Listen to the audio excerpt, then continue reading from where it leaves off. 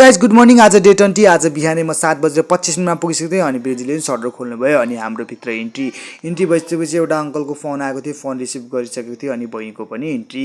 बहिनी आइसकेको थियो। हामी चियाको चुस्कीमा थियो अनि एकछिनमा एउटा स्याम्पल कलेक्सन गर्दै हुनुहुन्थ्यो। वीरेन्द्रजीले एउटा अङ्कलको स्याम्पल कलेक्सन गरिसकेपछि अनि हामी एकछिनमा फार्मेसीमा बसेको थियौँ। दाइ आउनुभयो। दाइको पनि इन्ट्री बिल बनाउँदै हुनुहुन्थ्यो अनि म साइडमा चाहिँ औषधि कसरी खाने भन्ने तरिकाले म बताउँदै थिएँ अनि उहाँको मेडिसिन सबै मैले झिल्लीमा हालेँ। मैले उहाँलाई दिएँ अनि बहिनीले साइडबाट हाई भन्दै थियो। मैले बाई भने म चाहिँ गएँ एक्सरेतिर। एउटा अङ्कलको एक्सरे गर्दै थियो। एक्सरे गरिसकेपछि बत्ती पनि ट्याप्प गयो। ट्याप्प गइसक्यो, बत्ती आयो। बत्ती आइसकेपछि अब एक्सरे खोल्न थियो। 18 मिनट थियो। 18 मिनट एकछिन मैले के गर्ने भनेर म बसिसकेको थिएँ होइन। के गरेँ सोच्दै थिएँ ठ्याक्क 1 मिनट थियो। एक्सरे पनि च्याप्प आयो। एक्सरे आइसक्यो कस्तो थियो भनेर मजाले हेरेँ। एक्सरे दामी थियो। अनि त्यसपछि म फार्मेसीमा गएँ। भाइले चाहिँ इन्जेक्सन लोड गर्दै थियो। मैले पनि प्यान्टअप लोड गर्नलाई मैले रेडी गरेर बसिसकेँ अनि भाइले जोन लोड गर्दै थियो। मैले प्यान्टअप अनि भाइले चाहिँ मैले चाहिँ डिजल्भ गर्नको लागि राखेँ होइन। अनि त्यसपछि मजाले खोल्दै थिएँ होइन।